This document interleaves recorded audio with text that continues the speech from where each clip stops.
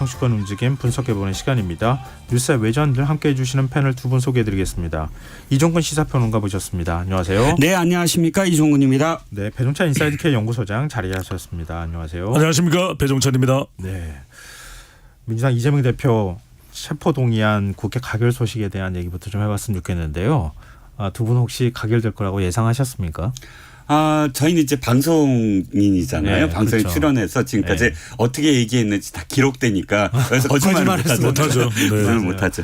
저 부채도사인 것 같습니다. 맞으셨어요. 맞췄어요. 야. 그런데 사실 당일날 그 전날하고 당일날 방송에서 네. 이렇게 얘기를 했어요. 제가 어떻게 얘기를 했냐면 비에 한 번 젖은 잔은 다시 젖지 않는다. 이게 시의 그 19절인데 네. 무슨 얘기냐면 이겁니다.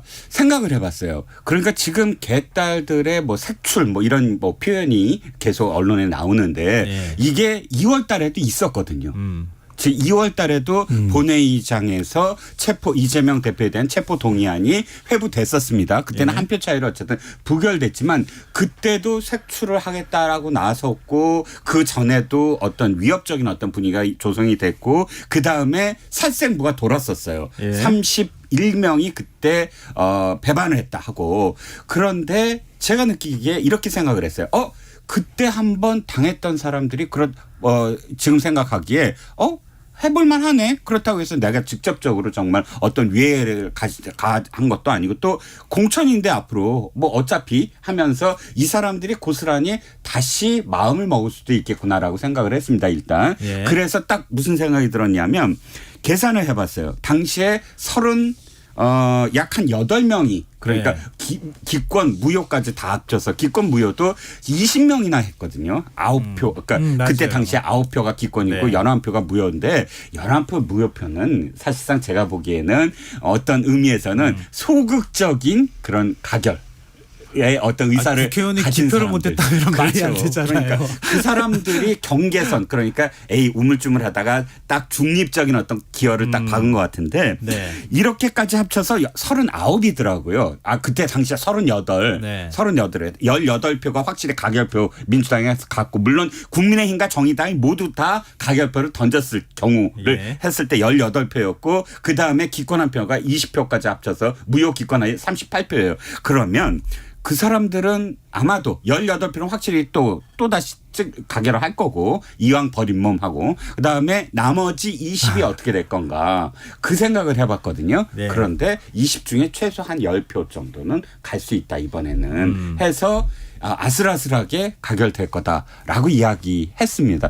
저 이거 기록에 오늘, 나와 있습니다. 오늘 유난히 막 목소리 힘이 막 잔뜩 들어가가지고 기록에 나와 있습니다.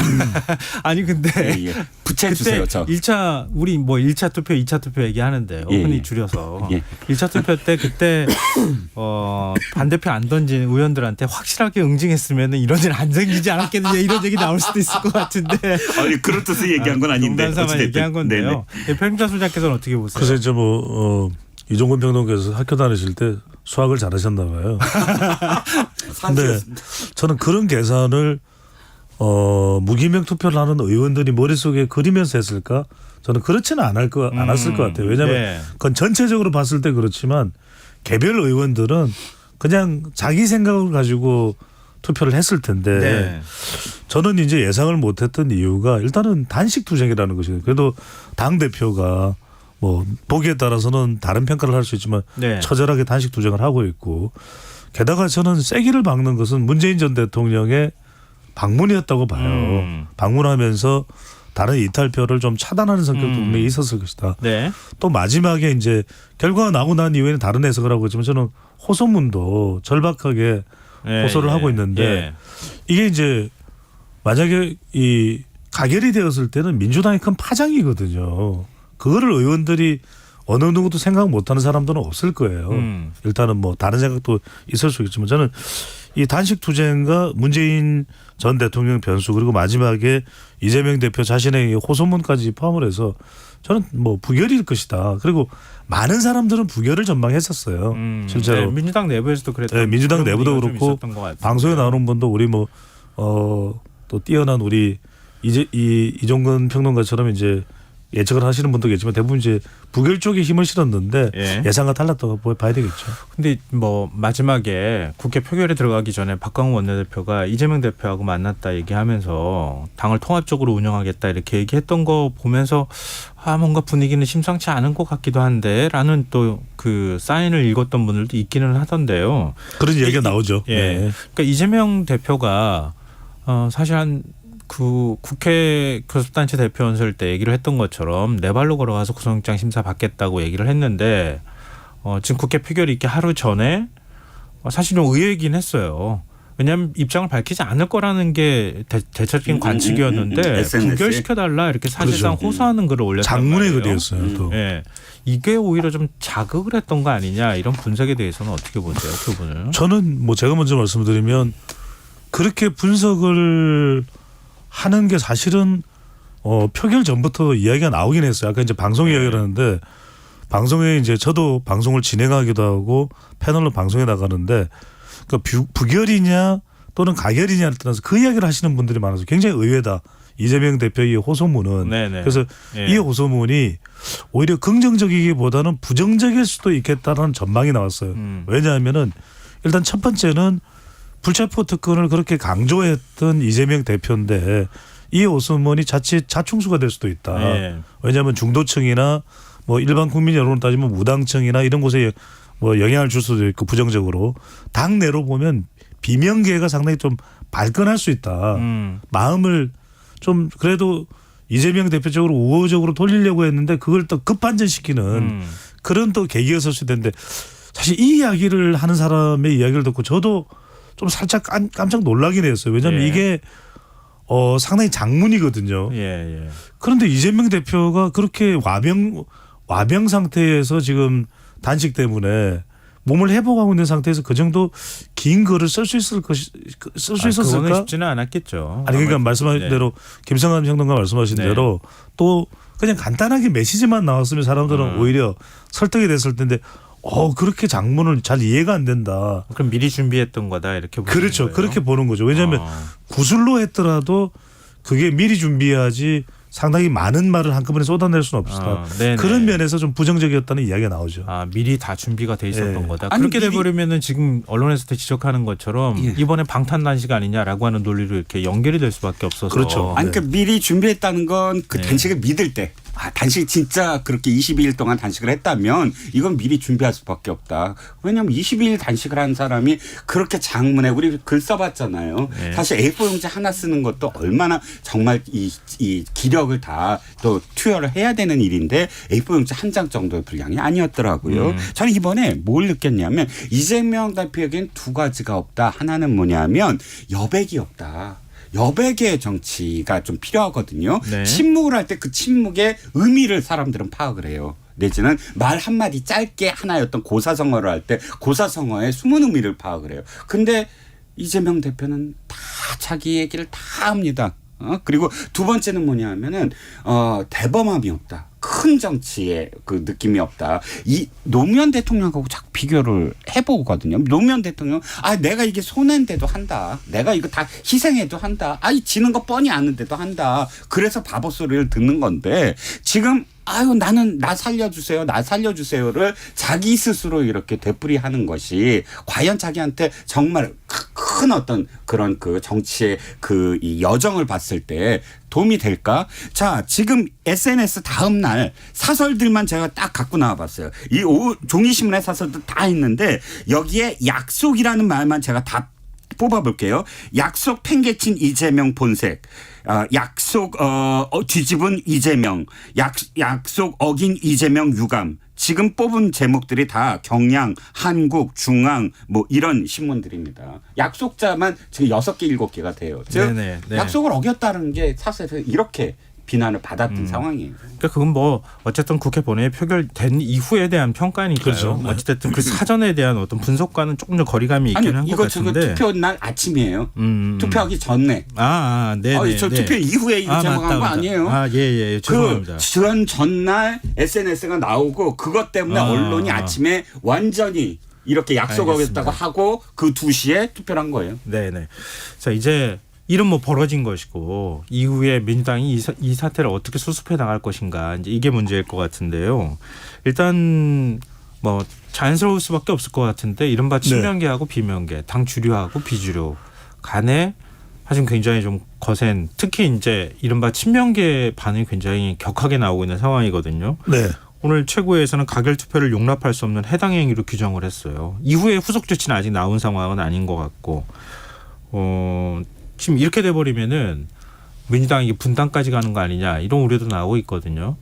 두 분은 어떻게 전망하십니까? 그러니까 뭐 형식은 어떻게 갖춰지든 간에 동행은 좀 힘들 것 같아요. 네. 왜냐하면은 지금 굉장히 감정적으로 서로 이제 골이 더 깊어지는 상황이거든요. 네. 왜냐하면 이미 인터넷 여러 곳에서는 또 이름이 공개가 됐어요. 무기명인데도 불구하고 이름이 공개되어 있고 또 이른바 개딸이라고 하는 이재명 대표 핵심 지지층들로부터 상당한 지금 또 압박을 공세를 받고 있는 상황이거든요. 예. 그러니까 지금 이 감정을 누군가가 추스려 줄 사람이 없어요. 왜냐하면은 박강원 원내대표도 사퇴를 해버렸고 네. 그러면 새로운 원내대표가 정성호 의원이 오든 다른 누군가가 와서 이걸 추스릴 수가 없을 것 같아요. 왜냐하면 그러려면은 또 이재명 대표 이야기가 나올 수밖에 없고 또 하나는 뭐냐면 지지율입니다. 이게 지지율이 지금 비명계 의원들과 친명계 의원들이 이제 지역이 다 좀 차이가 나는데 네. 다 고민이 깊어요. 예. 이게 그런데 친명계 쪽에서는 이재명 대표로 뭉쳐야 이걸 살아날 수 있다고 생각하고 있는 것이고 네. 비명계는 이대로는 안 된다는 것이거든요. 마지막은 뭐냐면 저는 공천입니다. 예. 이 상황에서 공천이 이 순조롭게 가기가 쉽지 않을 것 같아요.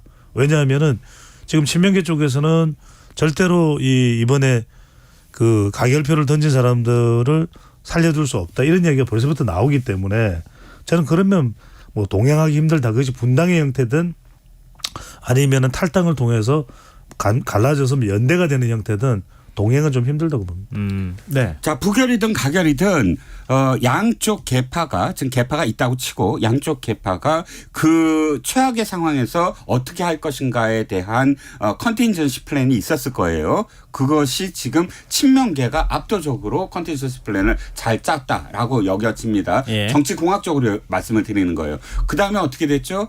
원내대표가 원래 이거 그 권한이 있어야 돼요. 물론 아직 대표가 있지만 대표의 권위까지 상정을 한다면 원내대표의 권한이 더 세질 수 있는데 어떻게 됐냐면 박광원 원내대표 잘렸습니다. 물론 사의 표명이라고는 하나 네. 왜 제가 잘렸다고 표명을 하냐면 친명계는 아무도 안 잘렸어요. 그러니까 사퇴를 안 했어요. 조정식 사무총장이 사퇴를 같이 했는데 조정식 사무총장과 지금 그 박광원 원내대표는 다르죠. 박광원 원내대표는 선출직이기 때문에 사의를 뭐 대표한테 사표를 던지는 관계가 아닙니다. 네네. 의총장에서 뭐 고함 소리 나오고 한 다음에 사의 표명하고 끝. 이건 어떤 의미냐면 처음부터 사의를 표명한 게 아니라 의총장의 분위기로 인해서 떠밀려간 느낌이고요. 예. 조정식 사무총장은 어떻게 됐죠? 바로 병상에 있는 이재명 대표가 보유하세요. 사표 아직 수리 안 됐습니다라고 그 아프신 와중에도 조정식 사무총장은 안 쳤어요. 예. 자, 원내대표단은 모두 다 지금 물러난 셈이고 자기가 임명한 사무총장은 그대로 놔뒀고 또 최고위들 그대로 놔뒀습니다. 지금은 어떤 상황이죠? 친명일색. 으로 다 끝나버렸어요. 그 다음에 오늘 정청래 최고위원이 이렇게 얘기했죠. 빠른 시일 내에 원내대표 지금 선출하겠다. 추석 전에 하겠다. 이렇게 얘기했습니다. 26일 다음 주 화요일 날 붙겠다고 그러니까 얘기하잖아요. 이제 친명으로 완전히 이 권력을 행사를 하겠다. 공천까지 계속 이재명 지도부 이렇게 표현하더군요. 자. 그러면 그대로 비명계가 당할 것인가. 그러니까 26일 날 원내대표 선거를 어떻게 치를 것인가. 분명히 박광원 원내대표가 비명계임에도 불구하고 이낙연 계임에도 불구하고 80이 딱 넘자 그다음에 개표 행위를 중단했거든요. 80보다 더 많이 나올 수도 있었다고 생각을 하고요. 네. 그러니까 이 움직임이 첫 번째 충돌 비명계가 다시 반격을 할 거냐가 26일 날 결정이 된다는 겁니다. 그러니까 전망을 좀 잘게 잘라서 얘기를 하는 게 오히려 더 현실적으로 들릴 것 같은데요. 네. 좀 구속영장 심사 앞두고 있잖아요. 이것도 뭐 26일 얘기 나오지만 단식이 어떻게 끝나느냐에 따라서 조금 유동적인 측면은 있는 것 같은데요. 만약 영장 기각되면 어떻게 될 거냐는 거예요. 그러니까 지금 일단 불체포특권을 그러니까 국회 본회의 표결을 통해 가지고 체포동의안을 국회에서 어찌됐든 동의를 했고 그다음에 이제 구속영장 심사 받는 거 아닙니까? 판사가 보기에 구속할 만한 사유가 안 된다. 그리고 기각을 만약에 하면 그렇죠. 그러면 상황이 급반전되는 거 아닌가요? 맞습니다. 그러니까 그렇게 되면 이제 이재명 대표의 정당성이 더 강화되는 것이고 예. 당 내에서도 그러면은 친명 영향력이 더 강화된다고 봐야 되겠죠. 그러면 오히려 가결표를 던졌던 비명계의 책임은 올라갈 테고 민주당 내부에서. 민주당 내부는 그렇죠. 내부도 내부지만 지금 그동안에 수사했던 검찰 그리고 계속 지금 그동안에 사실 국민의힘에서 끊임없이 사법 리스크를 언급해왔고 방탄이다 이렇게 공세를 펼쳐왔던 거 아닙니까? 그렇죠. 그런 분위기가 바뀔 것인가? 그런 반전은 있겠죠. 예. 근데 반전은 있는데 저는 그 영향이 일단 민주당 내부적으로 더 크게 작동할 것이다. 그러니까 네네, 이제 네. 비명계의 공간은 더 없어지는 상황이 되고 예. 오히려 이재명 대표와 친명의 어떤 위상이 더 강화되는 형태가 될 것이다. 예. 그런데 왜 그러냐면은 뭐 국민 여론도 조금 올라갈 수가 있겠죠. 민주당 지지층들이 더 결집하고 어느 정도는 해소가 되는 셈이니까. 예. 하지만 이제 재판은 여전히 남아 있지 않습니까? 그래서 네네. 완전히 그렇죠. 해소되지 않는다는 점에서는 뭐 국민 여론이나 이런 부분들은 완전히 희석되는 것은 아니고 또 그렇다고 해서 뭐 국민의힘이 이재명 대표를 공격하고 공세하던 걸 멈출 거냐 또 그렇지는 않다고 봐야 될 것 같아요. 네. 예. 저는 소장님의 생각이 다릅니다. 예. 타격을 입는 건 검찰이에요. 검찰은 정자동하고 후원금 쪽 얘기가 남아 있는데 예. 아마 그 힘을 못 받을 겁니다. 이건 완전 수사의 동력이 상실될 것이다. 결정적으로 타격이 있고요. 예. 민주당 내부는 도리어 통합이 될 가능성이 높아요. 왜냐하면 지금 비명계의 가결 쪽을 실질적으로 얘기한 사람들이 뭐 2명 이번에 의총장에서 내가 가결표 던졌다. 왜 뭐 거의 그 수준으로 말을 했다고 하는데 자. 무엇 때문이냐 뭐냐면 아니 당당하게 받으시라 그래갖고 돌아오시라 영장심사를 받아갖고 돌아오면 우리가 이기는 거다라는 예, 논리거든요. 예. 그리고 원래 약속을 했으니까 약속을 지키면 위상이 올라간다. 이재명 대표가 죄가 있다는 것이 아니다라는 논리예요. 예. 그렇다면 어찌됐든 이 가결이 된다고 했을 때 비명계는 이렇게 얘기할 겁니다. 거 봐라 당당하게 영장심사 받았으면 진작에 받았으면 이 리스크 여기까지 오지 않지 않았을 건가라는 논리를 필 수가 있는 것이고 두 번째는 진짜 이재명 대표 그 다음부터는 통합 얘기에 약속을 지켜야 돼요. 그러니까 당일날 투표 당일날 아침에 누워서 박광훈 원내대표 손 붙잡고 자 통합기구를 만들겠습니다 해놓고 만약에 가결됐는데 친명 일색으로 계속한다 그러면은 그야말로 그 당일날 이 표결을 위해서 한 발언에 불과하다 이렇게 얘기가 나올 거거든요. 예, 예. 그러니까 이재명 대표가 이 영장실질심사를 기각당해서 득세를 했을 때 통합의 약속을 지켜야 된다라는 겁니다. 네. 그러면은 지금 이제 기각됐을 때 얘기를 한 거잖아요. 네. 구속이 만약에 됐다. 그러니까 영장이 발부가 됐다. 이러면 이제 당대표 부재 사태가 벌어질 가능성이 그렇죠. 있는데 네. 이재명 대표가 오늘 입장을 또 냈어요. 검사 독재 정권의 폭주와 퇴행을 막고 민주주의를 지켜야 한다. 이런 얘기를 했는데요.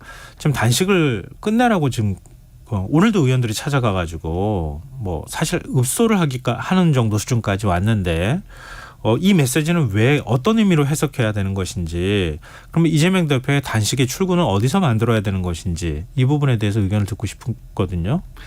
자, 저는 이재명 대표가 전 이럴 줄 알았어요. 정말 놀랐습니다. 아, 이렇게 됐는데 이거는 정말 잘했다. 그리고 통합을 하겠다. 나는 당당하게 가서 받겠다. 이럴 줄 알았는데 정반대로 끝까지 투쟁하라라는 개딸들이나 지지자나 혹은 자신들의 친명계한테 이렇게 메시지를 던졌더군요. 예. 이렇게 해석이 가능해요. 뭐냐면 탄원서 일단 다 내. 전원 다 탄원서 내. 뭐 가결 뭐 부결 상관없어. 168명인가요? 170명인가요? 어쨌든 다 내라라고 얘기의 분위기가 됐고요. 두 번째는 석방 요구안 얘기가 또 나오기 시작합니다. 석방 요구안 뭐냐면 구속되더라도 어쨌든 헌법 44조 2항에 의해서 거기 안에 보면 회기 전에 체포가 돼서 구속영장이 발부가 된 의원일지라도 회기가 됐을 때 석방 요구안을 본회의에 붙여갖고 제적과반, 출석과반으로 통과가 되면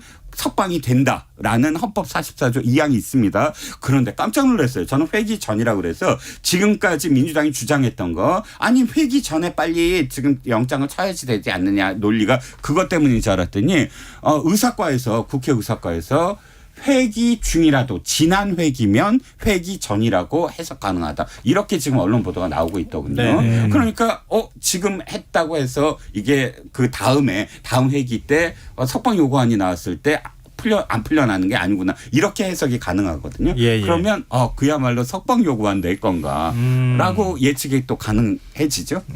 근데 이재명 대표 오늘 메시지를 내면서 이건 배종찬 소장님께 더 하실 말씀 있어요?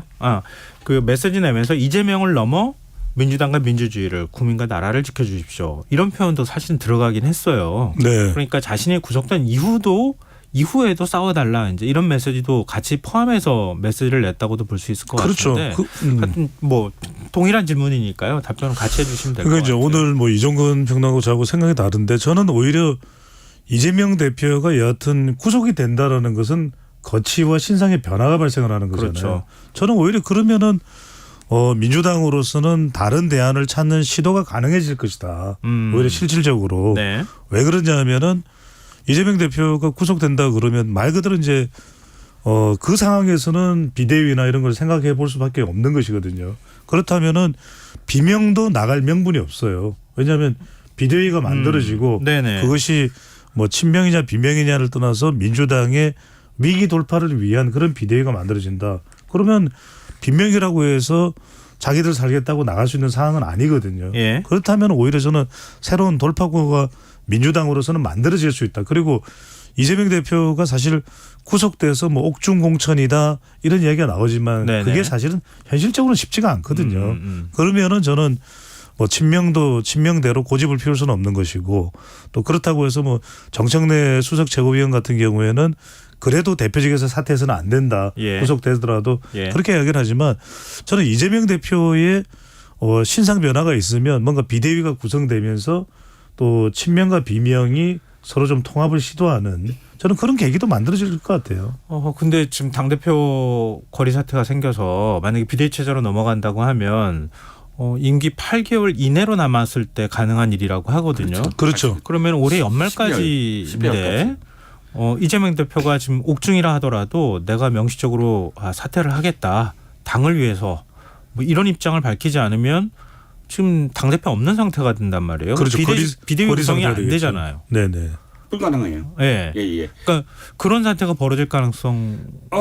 그래서 옥중공천 얘기가 나오는 예. 거거든요. 지금 저는 또 오늘은 소장님하고 왜 이렇게 계속 그 길이 어긋날지 모르지만 의견이 뭐 다양한 게 좋은 거니까요. 그럼요. 네. 예, 어긋나고 있는데 이것도 역시 조금 다릅니다. 왜냐하면 이미 군불대기가 시작이 됐어요. 정성호 의원이 SNS를 통해서 옥중 공천을 불사해야 된다라고 아예 명시를 했고 또 네. 아까 정청래 의원 어저께와 오늘 계속 잇따라 발언을 계속 내면서 단일 대우로 일사불란하게 가자 그리고 이재명을 지키자 이재명의 지도부는 흔들리지 않는다 이런 메시지를 계속 하고 있거든요. 네. 저는 일단은 이게 수습 차원이 아니라 계속 진행이 될 거다. 이렇게 갈 가능성이 크다. 이게 이재명 대표가 사퇴하지 않을 것이다. 사퇴하지 않을 가능성이 커요. 예. 그러니까 저는 지금까지의 어떤 뭐랄까요 정치 어떤 코드 내지는 정치 언어와 굉장히 다른 방향으로 가고 있다라는 느낌이 많이 들거든요. 그러니까 이재명 대표 오늘 워딩이나 혹은 조정식 사무총장만 유임시키거나 이런 부분들이 계속 느껴지는 게 와 끝까지 가야 할지도 모르겠다. 그러니까 이 사법적인 어떤 판단이랑 전혀 별개다.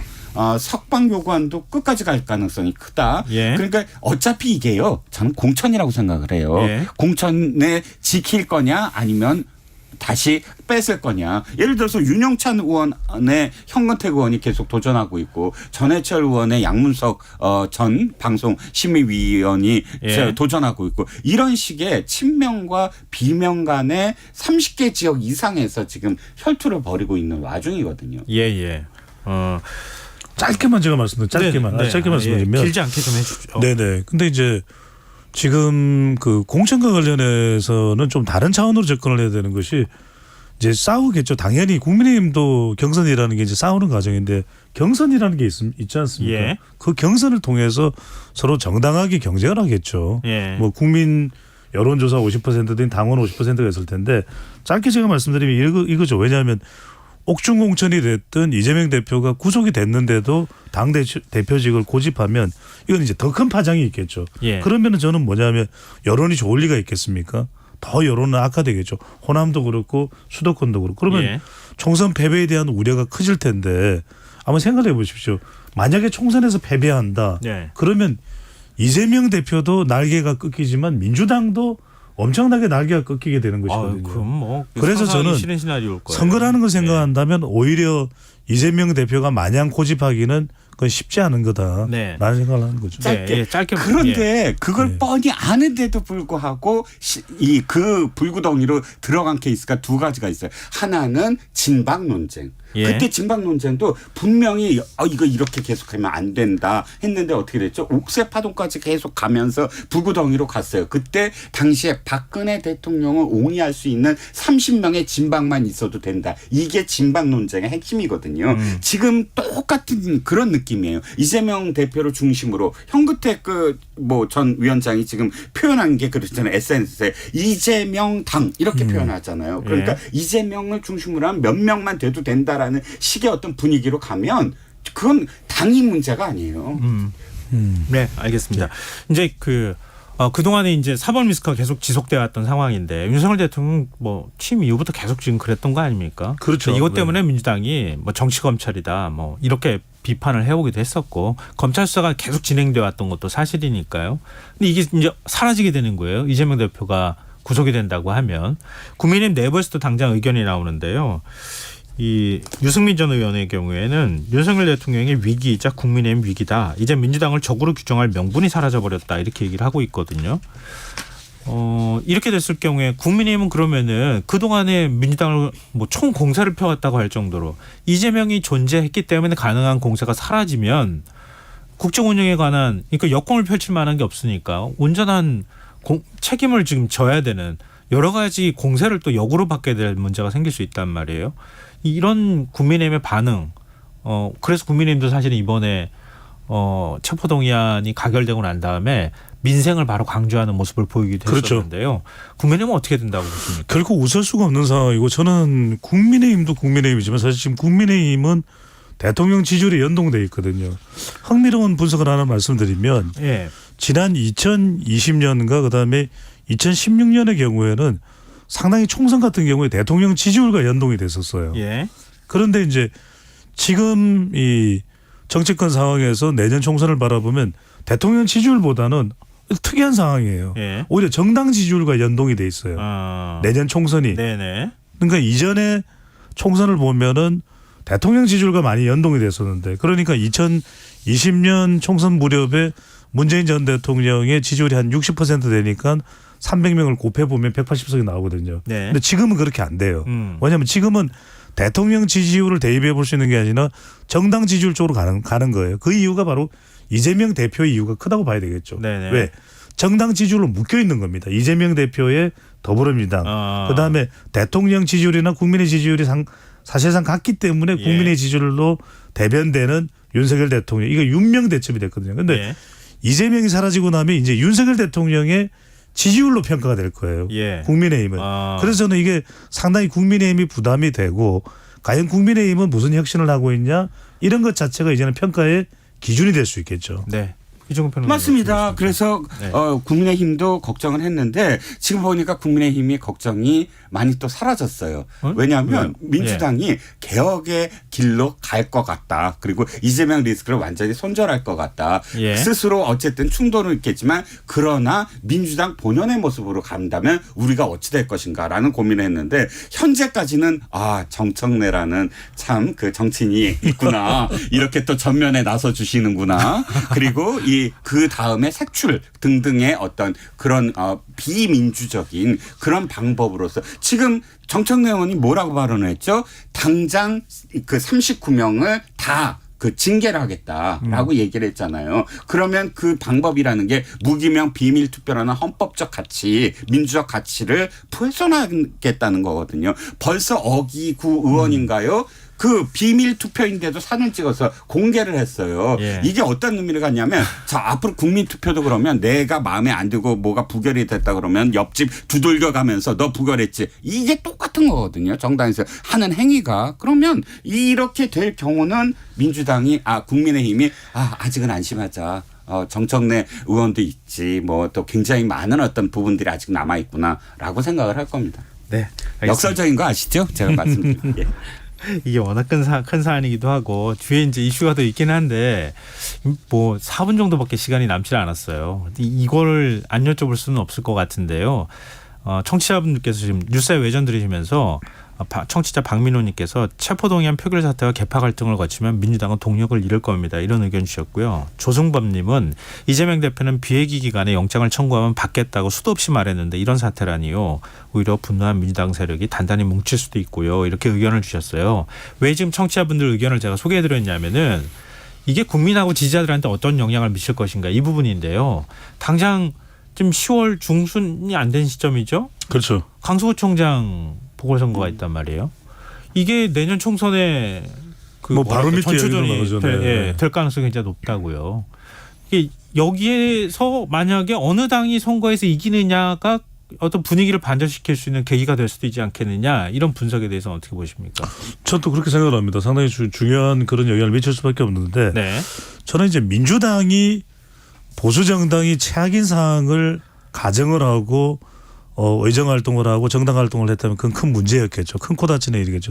마찬가지로 국민의힘이 민주당의 최악의 상태만 생각을 하고 여건으로서의 역할을 한다면 그것도 아주 큰 코 다칠 일일 겁니다. 그런데 예. 이제 일단은 저는 이 10월 11일 날 있는 강서구청장 보궐선거이기 때문에 이 구속영장 실질심사의 결과가 큰 영향을 미칠 것 같아요. 만약에 이것이 기각이 된다 그러면 네.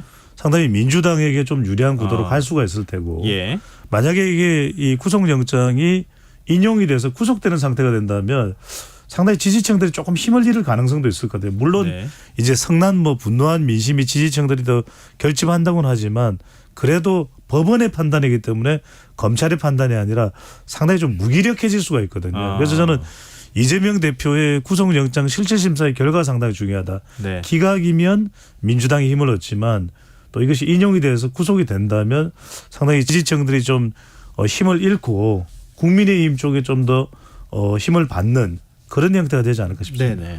네. 저도 거의 비슷한데요. 중요한 건 이런 것 같아요. 뭐냐면 양쪽 다 마찬가지입니다. 강서구청장 선거에 완전히 올인할 거예요. 예. 그래서 강서구청장 후보 진기현 후보가 오늘 저 병원 찾아가서 사진 함께 찍히고 한 것도 다 그런 어떤 생각인데 네. 소장님 말씀처럼 강서구청장 선거도 굉장히 중요하지만 저는 26일인가요? 거기에 그 구속영장도 마찬가지지만 원내대표 선거가 참 중요하다고 생각해요. 그 결과가 어떻게 되고 그것이 충돌 없이 될 거냐 친명계가 될 거냐 이 모든 것들이 사실상 굉장히 영향을 받을 거다. 이유는 한 가지입니다. 저는 민주당이 굉장히 실망한 게 뭐냐면 아무리 당대표의 어떤 불체포 동의안이 가결됐다고 하더라도 예. 지금까지 그렇게 중요하다고 생각하는 자신들이 밀어붙이고 싶어하는 63개의 민생 법안을 아예 그날 안 해버렸어요. 자기네들이 충격을 받았다고. 저는 그때 이거는 말이 안 된다. 일단 끝까지 법안을 그렇게 중요하다고 지금까지 얘기했으면 그거 가결되더라도 국회의장은 계속 하려고 그러는데 우리 지금 멘붕 상태니까 못하겠다라고 그 중지시킨 건 당으로서 할 일이 아니다. 예. 그리고 국정감사도 있고 지금 이 중요한 시기에 아무리 문제가 있다고 해도 박강원 원내대표를 말렸어야 됐지. 사의표만 한다고 그대로 내보내고 바로 원내대표 다시 뽑는다. 이거는 국회에 대한 그러니까 야당이 해야 될 일에 대해서 방기한 거나 마찬가지다라는 생각도 들거든요. 네. 알겠습니다. 시간이 딱 맞추셨어요. 예. 정확하네요. 네. 정확하게 아주 시간 맞춰서 끝내주셨습니다. 어찌됐든 간에 오는 26일 오전에 또 이재명 대표 구속영장 실질심사 있고요. 또 오후에는 민주당 원내대표 선거 결과가 또 있는 상황이기도 하고 앞으로 뭐 정치 일정들이 줄줄이 있기도 해서 네. 이게 사실 정치를 한 치 앞을 내다보기 어렵다는 생각이 그러니까요. 추석은 다가오는데. 요즘 들어 참 많이 드는 것 같아요. 네. 그 결과에 따라서 정치권이 또 출렁거릴 수 있으니까요. 네. 저희도 그에 따라서 계속 이 코너에서 관련 내용 좀 분석해드리면 어떨까 싶네요. 네, 오늘 말씀 고맙습니다. 네. 감사합니다. 추석 명절 잘